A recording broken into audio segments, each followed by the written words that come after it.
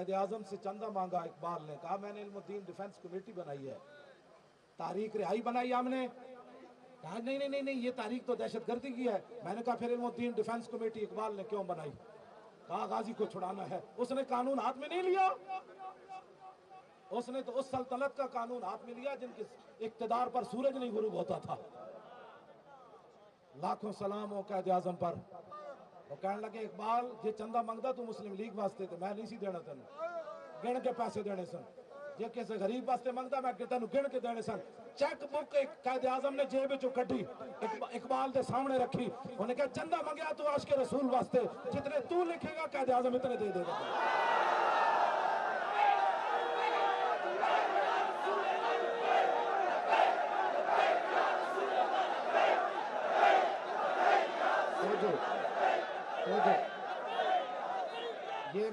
میں یہ میڈیا کو دیکھ کر تقریر نہیں کر رہا، میری تقریریں اس سے بھی زیادہ سخت پڑی ہیں۔ میں نے کبھی مجمع کو دیکھ کر تقریر نہیں کی۔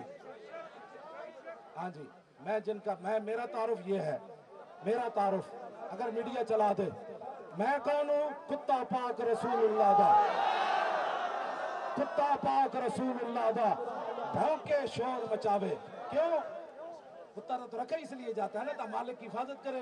کتا پاک رسول اللہ دا، اے قائد اہل سنت کھڑے، اے پیشوا اہل سنت، اے غازی صاحب دے بڑے بھائی، اے جرنیل اہل سنت، اے حاجی صاحب، اے صاحبزادہ سید ظہیر الحسن شاہ صاحب، نائب چیئرمین، اے جناب صاحبزادہ حامد رضا صاحب، اے سارے اہل سنت مشایخ علماء سٹیج ہوتے، تسی حضور دے غلام، تسی بھی حضور دے غلام، تسی بھی رسول اللہ دا۔